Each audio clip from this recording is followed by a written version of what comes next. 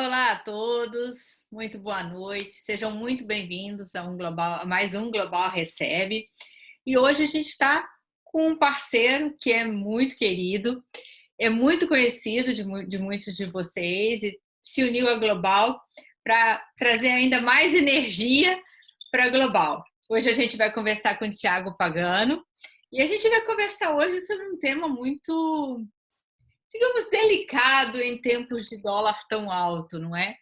A gente fala de importação quando a gente tem aquela ilusão que importação só é vantajoso quando o dólar está muito baixo. E hoje a gente vai conversar com o Thiago, que é um especialista em comércio exterior, e vem aqui trazer um pouquinho mais sobre esse assunto, especialmente em importação. Eu e o Thiago, a gente sempre brinca que a gente pode ficar conversando por horas a fio, mas a gente trabalha em pontos diferentes do comércio exterior, não é? Eu trabalho muito mais com exportação e o Thiago com importação, então a nossa conversa é sempre muito complementar. Seja muito bem-vindo, Thiago. Um prazer sempre conversar com você.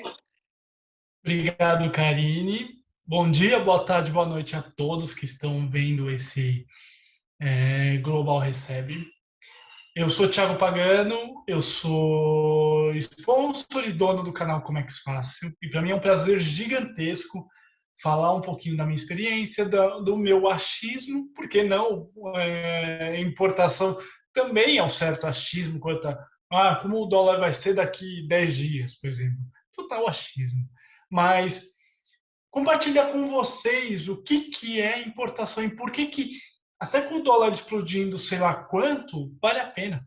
Todos os cantos têm necessidades. E eu sempre falo, né, que o importante não é que o dólar está explodindo hoje a 6, sei lá, estou chutando, mas que se ele esteve a 2, como eu aproveitei a fase de 2,80, 3,20 por Boa aí, lembrança, boa lembrança isso. e é uma lembrança não muito passada. Só que o que acontece? Hoje o dólar 5 e, se não estou enganado, 5,50, essa média 5,40, 5,50, ele também é oportunidade. Para tudo, tudo nessa vida, gente, eu tenho uma frase muito clara que eu levo para minha vida inteira, que é uma frase do Einstein. Ele fala: quem fica para trás, quem se coloca na crise e não faz absolutamente nada, fica para trás. Não se transforma, não se cria, né? Em comércio Então, exterior, tem uma coisa que você falou que é muito interessante a gente dividir isso com as pessoas, porque talvez outras áreas não vivam isso tanto quanto a gente, não é? Comércio exterior, tudo que é problema, tudo que é falta, tudo que é espaço vazio é uma oportunidade. E todo problema em comércio exterior traz uma oportunidade de inovação, uma oportunidade de buscar uma nova alternativa, mas também uma oportunidade de crescer. E é justamente por isso que a gente trouxe esse tema para esse momento do Global Recebe, para a gente conversar sobre uma oportunidade dentro de uma coisa que a gente imagina ser uma tragédia, não é? é engraçado, né, Karine? Eu tenho, por mais que eu pareça ser novo, eu tenho 38 anos, eu trabalho com Comex há 16 anos, então é um certo tempo de mercado. Vi muita empresa crescer, vi muita empresa falir, vi muita empresa que apostava tudo na importação dar com burro na água. Vi muita empresa, que inclusive é uma das falas que eu compartilho do professor Nicola Mervini, que aposta tudo na exportação e não dá certo. Então, você tem muito dessas pequenas oportunidades que não funcionam e muitas das grandes oportunidades que são construídas com os tempos. Eu sou de uma época que eu vi dólar a 2,80 e era considerado um absurdo. Uma cotação Hoje alta. o dólar, hoje o dólar está 5,50, que não, se não me engano, eu olhei antes da gente começar, e estava 5,50 alguma coisa.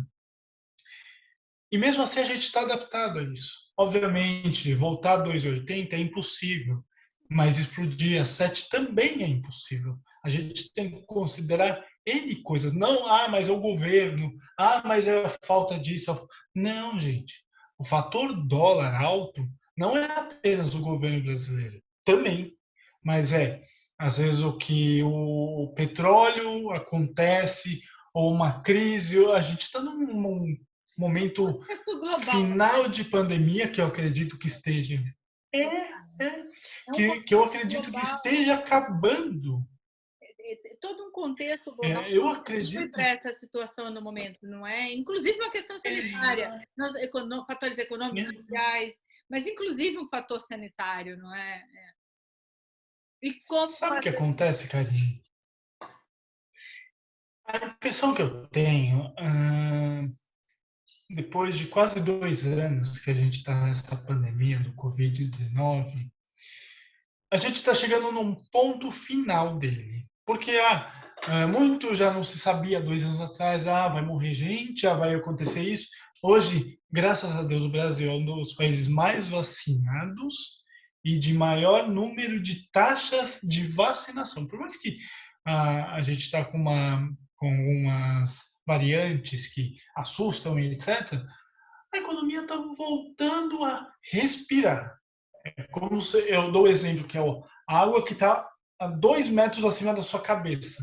Você conseguiu nadar um pouquinho para cima e tem uma luzinha no fim do túnel, mas ainda a água está em cima da cabeça. Onde eu quero chegar, né, Karine? Muita coisa aconteceu nesses 2 anos. A gente teve crise com o próprio Covid, muita empresa fechando, mandando seus funcionários para casa. Eu trabalho em casa hoje em dia.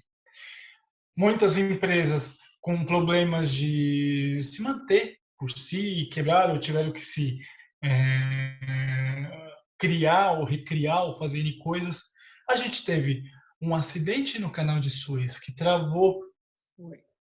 Uma coisa impensada, né? Absolutamente imprevisível. Se alguém falasse para algum dos profissionais, eu duvido que algum profissional de comércio exterior, de logística especialmente, poderia prever uma daquela situação absolutamente inusitada, ainda ficou por 150 dias, o que agravou também uma situação que vem, que aquela crise dos containers, né? Que a gente ainda está vivendo esse frete mais alto e a gente não tem previsão para isso mudar a curto prazo. Mas você está citando uma situação que adiciona-se a todos esses problemas, não é, sanitários, que refletiram na economia, outros fatores isolados também foram acontecendo. A gente tem um grande problema que ninguém cita. Eu já dei aula lá no canal Como é que se faz sobre isso, e poucas pessoas chamam a atenção. Karine, eu vou te fazer uma pergunta sabendo a resposta. Ai, meu Deus. Você tem informação sobre portos na África? Como estão os portos na África? Olha, eu sei que a situação na África não está boa, porque o que a gente sabe, mas porque a gente tem que trabalhar com isso, né, Tiago? Porque normalmente a África, se você não negocia diretamente com a África, as informações não chegam até a gente dessa mesma forma, não é? É uma negociação específica, né? A gente fica mais conectado às informações que chegam para a gente, é mais a Europa e a América do Norte, até porque são nossos maiores parceiros econômicos, a China, não é? Agora, eu li essa semana, por exemplo, que tem uma fila de 300 navios na China, não é? E na África a situação não é diferente, você tem um acúmulo de contêineres parado ali por falta de espaço para atracar. Então, você imagina, é como se a gente tivesse, não é, um trio elétrico, um engarrafamento de trio elétrico, não é? Porque isso, precisa de espaço. Sabe o que acontece? E aí eu vou ser muito claro com o pessoal que está assistindo a gente, né? E com você também. Quando começou o Covid-19, todo mundo parou. Todo mundo parou. Só que a gente não tinha informação de África. Ou seja, você tem, vou dar um número ridículo, mas é só para ilustrar. Você tem 2.000 containers rodando o mundo todo. Então é 2.000 que é dividido, sai, sei lá, 100 da China, 100 da Austrália, enfim. Quantos containers vão para a África? Quantos países nós temos na África? Tem o Egito, tem a África do Sul, tem a Namíbia, tem... Beleza. Alguns países a gente tem até informação, tipo a África do Sul. A informação aberta, beleza. E os outros? Etiópia, você tem outros países como o próprio Madagascar, por exemplo, que está parado. E é impensável, o que você está dizendo é um ponto importante, assim, até interessante para quem está nos assistindo, porque é uma realidade. A gente vive um mundo globalizado, grande acesso às informações, sistemas integrados, informações consolidadas e integradas, e aquele blá blá blá todo que a gente ouve. A gente Uhum, tem a internet, que é uma ferramenta incrível, mas a gente ainda tem esses pontos cegos dos dados, e que uhum, esses pontos cegos refletem com o tempo, não é? E como você está dizendo, a gente tem até informação dos grandes países negociadores da África em importação, como uhum, Nigéria, África do Sul, não é? Mas os outros países que são grandes compradores, a gente não tem. uhum. Não é? E se a gente tem, a gente não está fazendo análise de como isso pode nos afetar. A gente não está fazendo essa análise de risco. Isso é um ponto muito importante, esses pontos cegos das interpretações, né? E aí que tá, que nem voltando um pouco ao começo da conversa. Ah, mas é tudo culpa do governo. Eu não consigo. Vamos pensar uma coisa: o mundo é um grande efeito dominó. Acontece um probleminha na China, que vai acontecer um probleminha nos Estados Unidos, que vai acontecer um probleminha. É um grande efeito dominó. Ou seja, obviamente, se o dólar hoje está 5,50 e há 2 anos atrás, e, gente, não entenda, eu não estou defendendo ninguém, mas não entenda que mudando o governo vai colocar, sei lá, um ou outro lá, vai melhorar. Não sabemos. A gente, felizmente, não tem bola de cristal para saber se tudo vai melhorar ou se tudo vai piorar. Onde eu quero chegar? Não é apenas a política interna que faz o dólar, o euro, a libra flutuar para cima, para baixo, para cima, para baixo. Eu dou um exemplo muito, muito claro. Eu sou de uma época, Karine, eu tenho 38 anos. Eu nunca me esqueço de chegar sei lá, um dia normal, lá para 93, 94, e ver uma tela do Jornal Nacional escrito assim: hoje o dólar bateu patamares enormes, 90 centavos de dólar. Eu não tiro essa tela da minha cabeça. E na época era um absurdo. Puta, moeda nova, o real vai dar certo. As pessoas acham que, gente, eu já ouvi um papo até, inclusive, vai mudar o real, vai colocar uma nova moeda. Gente, não é isso que vai fazer funcionar. Muda, não é? A política cambial está envolvida com vários fatores, não é? A gente tem que É. simplificar isso, ou de achar Uhum, um demônio só, não é? Agora todo mundo culpa a pandemia, mas a pandemia contribui, ela é só um dos convidados uhum, para a festa, não é? uhum, Mas tem um monte de outros fatores, não é? E como que a gente dribla isso? A gente, não só profissionais de comércio exterior, mas como que a gente, uma empresa, porque a gente precisa dizer que as pessoas importam, a gente importa o que a gente quer, mas o comércio exterior tem uma dinâmica muito própria, não é? A gente exporta aquilo que a gente produz para comprar aquilo que a gente precisa. Então, uhum. como é que a gente continua comprando o que a gente precisa em tempos de dólar alto, em tempos de vários fatores contribuindo para esse aumento da cotação? Eu dou duas ideias para isso. Primeira ideia é estudo e estratégia. Por que eu falo estudo e estratégia? Eu vou dar um exemplo e você sabe muito bem do que eu vou falar. Pessoal, vocês sabiam que o drawback existe desde 1967? No mínimo, eu vou chutar muito por baixo, nem 10% das empresas brasileiras fazem isso. E o que é o drawback? Eu trago produto de fora importado, eu tenho a isenção de impostos, eu coloco aqui dentro e jogo para fora. Ponto final. Mas eu não consigo exportar. Mas para com esse mas eu não consigo. Se a empresa estiver estruturada para isso, você joga o drawback e você vai ter um fluxo muito melhor de N coisas. Você tem cliente fora. Então, por exemplo, eu comprei essa caneta. Mas a caneta é formada com plástico, é formada com a tinta, é formada com a parte de metal. Tá bom, eu trouxe os insumos. Eu fiz a caneta aqui e eu, sei lá, exporto isso para o México. Drawback. Ou então, por exemplo, mas eu não tenho dinheiro para investir agora. Eu não tenho como fazer a importação. Para com esse negócio de falar eu não tenho como. Não existe esse negócio de eu não tenho como.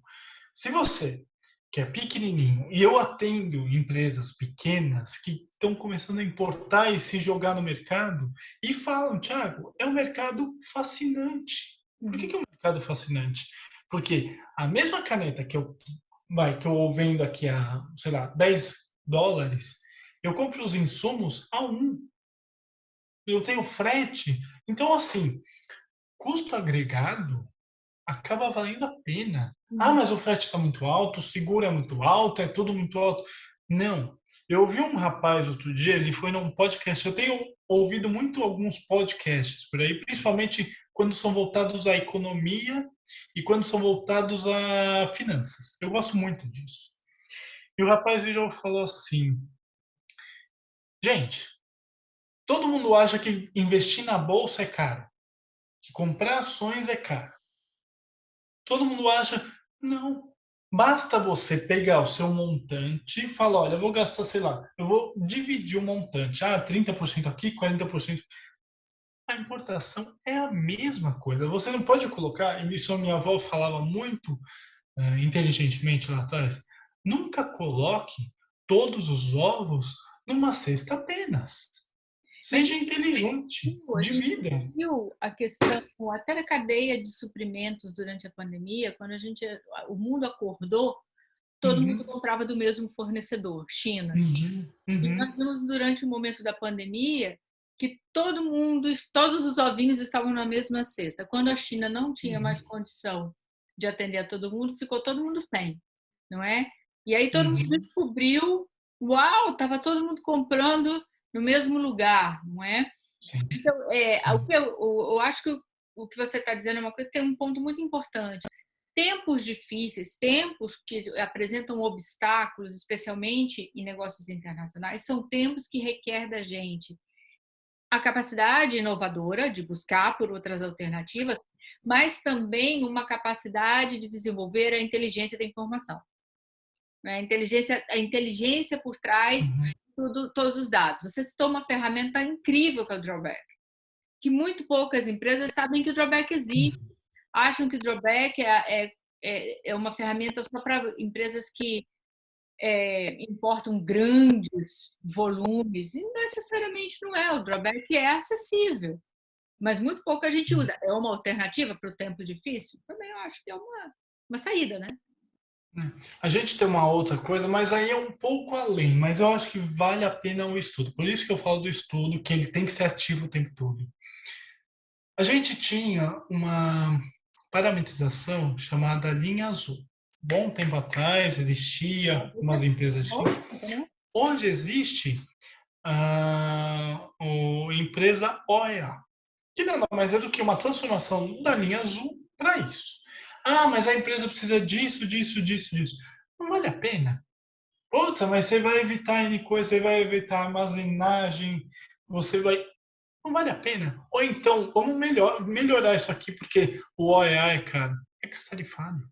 Sim. Gente, quantos NCMs não tem ex-tarifário? Tá aqui na mão, Ou para ser você tem usado. na exportação até benefícios internacionais, não é? Você tem esses elementos, mas aí é o que a gente volta, a necessidade do estudo, da inteligência, do retirar a inteligência dos dados, não é? A gente tem facilitações internacionais via acordos, não é? Que a gente normalmente ou não usa ou não lembra que existe. Eu dou um exemplo muito claro, cara, do seguinte. Se você chega. Hoje em dia, nem tanto. Hoje em dia, graças a Deus, nós temos uma evolução muito grande na cabeça do empresariado brasileiro. Mas se você chega na cabeça das pessoas um pouco mais, com a cabeça mais conservadora, você chega e fala assim: então, o seu produto ele está classificado certo, mas ele pode ser usado um ex-tarifário. Não. Isso vai levantar suspeita, a Receita Federal vai bater aqui, sabe? Vem aquela ideia e não é verdade, gente. Eu já vi casos de. Eu importei para um cliente módulos solares, módulo para energia solar. E o cliente falou assim: Thiago, vamos colocar ex-tarifário? Eu pensei na minha cabeça: putz, primeira importação do cara vai dar canal vermelho. eu fui surpreendido quando deu um canal verde. Por quê? Porque a gente tem essa ideia do que tudo que é além vai chamar atenção. Tudo que é. Não! Mas hoje as Pessoal, informações estão muito integradas, não é? A Receita Federal não tem mais análise de uma pequena parte do processo. Hoje a Receita Federal tem análise do processo inteiro, porque as informações estão integradas. Isso facilitou a fiscalização, mas também facilitou para a gente utilizar as ferramentas de forma legal, não é? Essas informações completas, né? é uma das coisas que eu falo no curso que eu estou finalizando de escrever e eu lembro bem se foi falando, eu fui lembrando.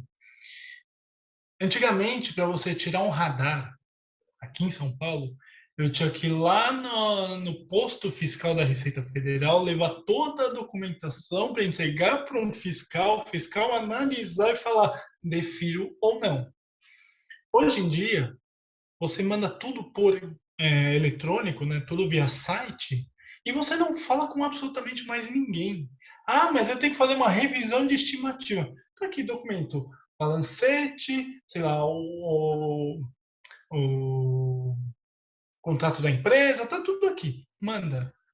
É autorizado 2 dias depois. E antes você chegava e falava assim, nossa, mas por que indeferiu? Aí o cara falava, não, indeferiu por conta disso, disso, disso, disso. Ou então deferiu. Ah, tem que vir o dono da empresa, o sócio, o diretor da empresa assinar. Ou seja, você vai tirar o rapaz, o trabalho dele, lá sei lá onde, para ir até o posto da Receita para ele assinar. Não existe mais nada disso.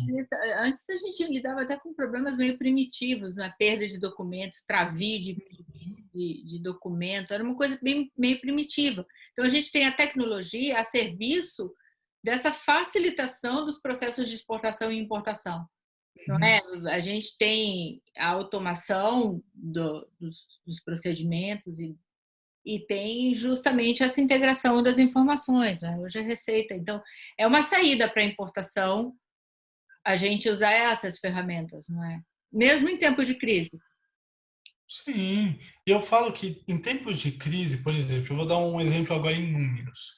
Aqui em Santos, eu moro em São Paulo, mas aqui em Santos, se você fala, eu vou importar um container, trouxe lá seu container de 40, bonitinho e tal, não vou redestinar essa carga, vou deixar para onde quiser, onde o navio atacar, coloca minha carga. Beleza. Temporada não, primeiro tempo, né, que ele vai ficar, sei lá, uns 15 dias. R$ 3.000 de armazenagem. Já vai passar o segundo período, mais 3.000 e assim por diante. Se eu chego e faço um acordo com o meu despachante ou meu agente de carga e ele fala com o terminal, de 3.000 cai para 1.900. Se a gente for pensar, Karine, a oportunidade todo mundo tem. Ah, mas é o frete que está muito alto. Mas, gente, o frete não vai ficar alto eternamente. Ele não vai subir de 13.000 para 18, 19, 25. Não, ele tende a cair. Porque o controle é a mesma coisa que você chegar e eu dou o exemplo dos 2 ratinhos que ficam correndo naquelas bolinhas. E se você colocar 2 ações para o ratinho correr, ele vai correr feito maluco. Se você colocar apenas uma, ele vai diminuir a velocidade. Exatamente isso que acontece. E vai acontecendo. Hoje, um frete da China, ele não está mais US$ 13.000. Ele não está mais 17 mil, está 13. Daqui a pouco vai chegar a 8. Daqui a pouco vai voltar a 5. E assim o Mas porque mundo. também tempos, né, como a gente estava conversando, tempos de crise ou de dificuldade geram soluções inovadoras. Uhum, Como o frete está muito alto, tem se buscado outras formas de fazer o melhor uso, a otimização do container. Não é? Se antes uhum, o container ou o navio ia meio vazio, hoje busca-se fazer essa otimização dos espaços. uhum. Não é? Isso naturalmente reflete positivamente no preço. Né? Não só isso, antigamente a gente mandava carga para a China em container Norte, aquele geladeira. Ia vazio. Aliás, ia carregado, voltava vazio. Quantas empresas não colocam seus produtos dentro desses NORs e mandam China para cá? Uhum. É um fato. Ah, mas, Thiago, me dá a solução para o dólar cair ou para a importação ficar mais fácil? Eu dou duas. Uma, estratégia. Seja estratégico, negocie, seja chato. Eu sou de família libanesa. Então, assim, eu tenho sangue libanês aqui dentro, É. você também é. Tenho sangue libanês aqui dentro, negocia comigo mesmo. A segunda coisa, ela requer mais paciência, mais tempo, e a gente tem que cobrar de quem deve. Uhum. Uma reforma tributária. Eu adoro tocar nesse ponto. Por quê? Sabe quantos impostos a gente tem para importação? São 5. Imposto de importação, IPI, PIS, COFINS, esses federais, ICMS estadual. Ah, mas Thiago, não dá para fazer reforma tributária. Por que não? A Argentina tem um imposto. A gente está para trás. Então, assim, todos nós cobrarmos quem a gente coloca lá. Fala, ó, amigão, vamos ajudar o empresariado aqui? Vamos fazer um imposto só? Ah, mas é 60% do valor. Gente, 60% do valor agregado é imposto. Se cair isso para um 30% e for indicado, nossa, eu assino. Já é um avanço no custo Brasil. A gente tem um custo muito Exato. grande e os tributos colaboram para esse custo Brasil ser cada vez maior, não é? Aí eu vou dar um outro exemplo. Tá bom, vamos fugir um pouco da reforma tributária. Marinha Mercante. Por que que é cobrado tal de 25% no valor do frete em marinha mercante? A gente não tem marinha mercante aqui no Brasil. Por que que é Só que assim, é muito... Olha o ponto onde eu quero chegar. É trabalhoso e tal.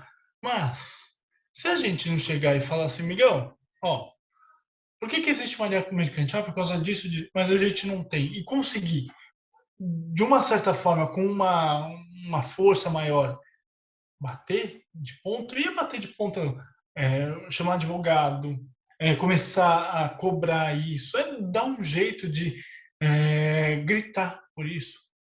A coisa vai toda melhorar. Requer paciência, requer luta, requer, lógico que requer, Não tem mas como ficar parado. A mudança tem que ser permanente. exato, exato. Então o que eu falo, Karine? Beleza, estamos numa fase meio pós-crise, final de crise. Tudo é adaptável. O preço do. Ah, mas está tudo muito caro. Tá bom, mas eu sempre ouvia de um professor de faculdade falava assim: enquanto uns choram, outros vendem lenço. É ridículo pensar uma coisa dessa, mas é verdade.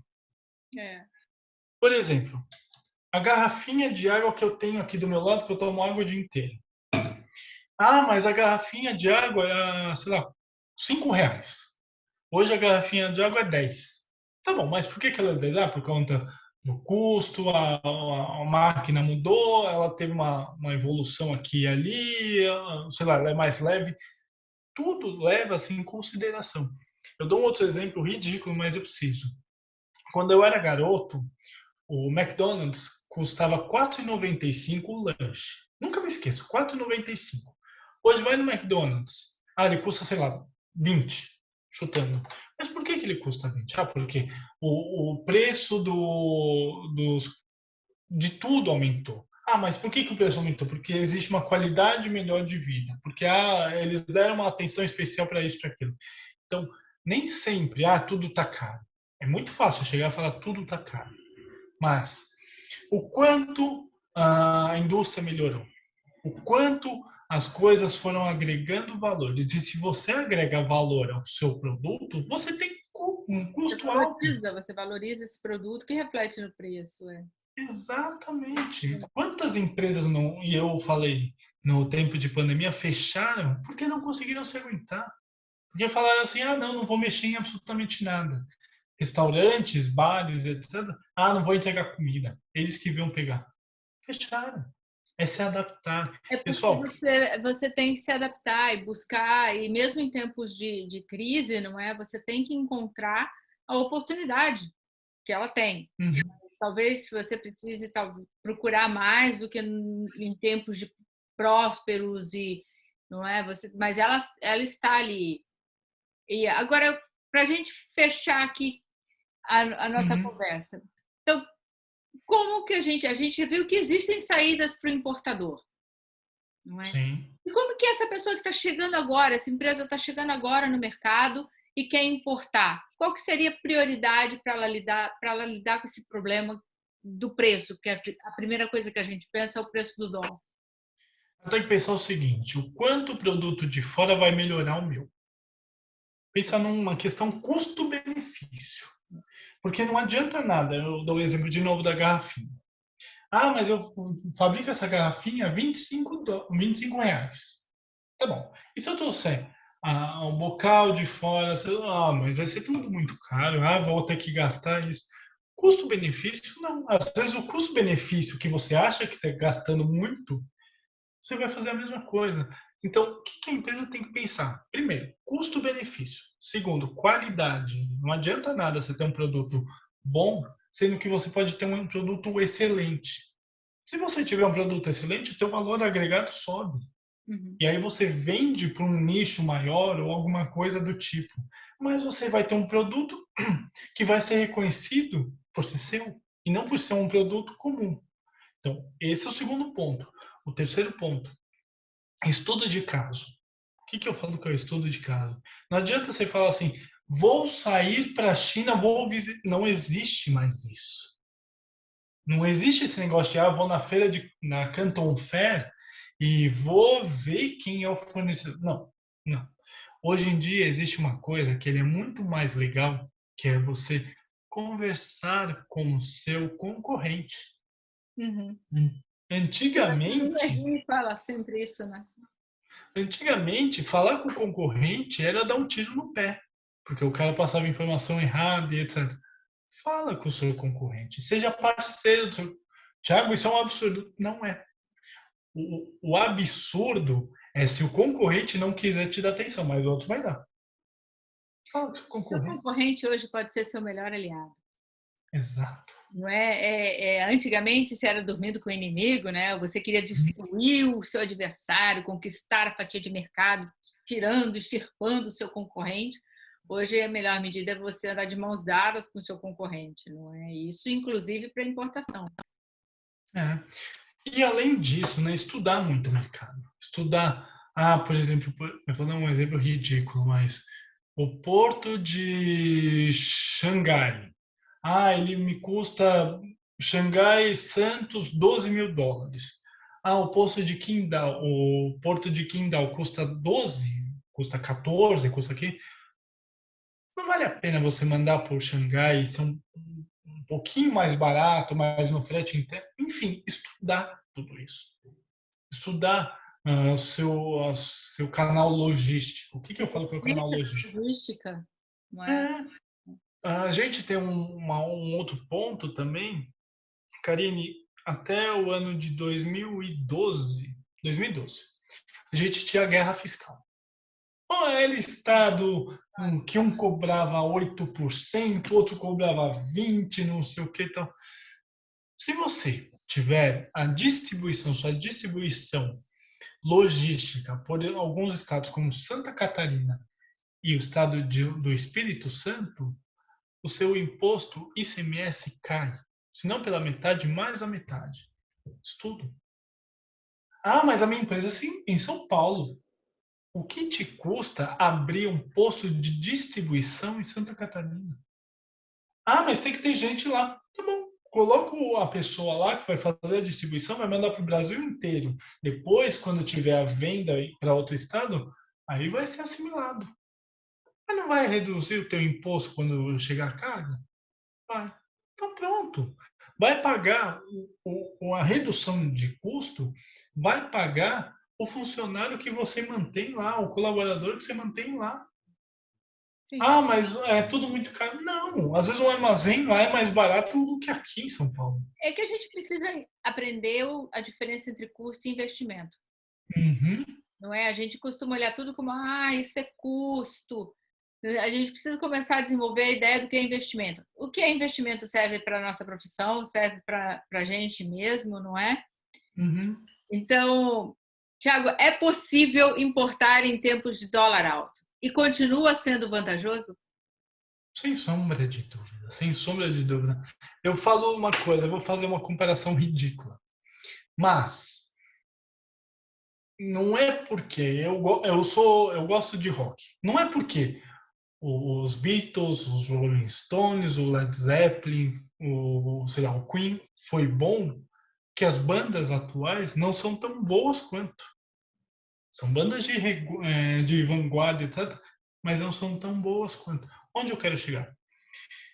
Você sempre evolui. Sempre evolui. O teu ouvido, a tua cabeça evolui. Hoje em dia nós temos uma geração, é uma geração do imediatismo.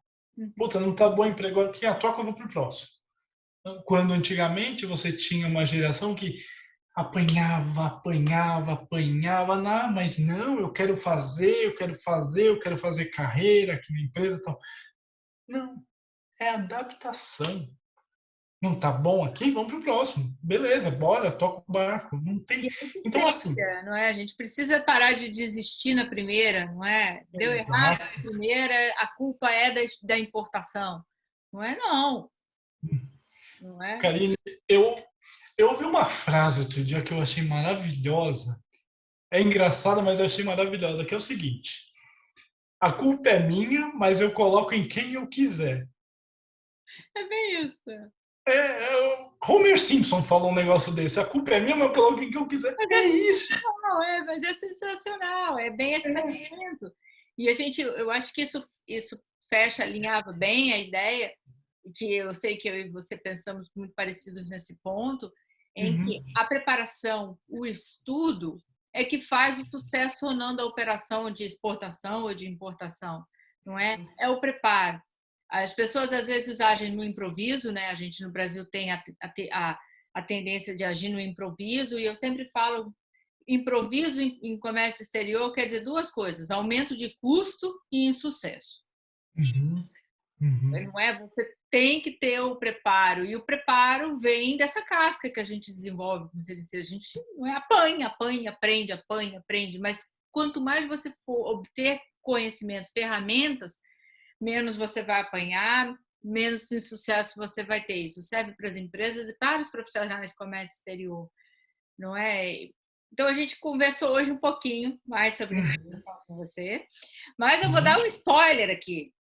Olha só, À vou dar um vontade. spoiler. À vontade. Ah, a gente conversou um pouquinho com o Thiago hoje sobre importação, mas a gente vai conversar muito mais com o Thiago sobre importação. O Uhum. Thiago está, junto com a Global, desenvolvendo um projeto de um curso prático, 100% prático sobre importação. Então, ele vai tirar todas essas dúvidas de ordem prática, né? Às vezes a gente tem a teoria ali, mas a gente não sabe onde colocar, né?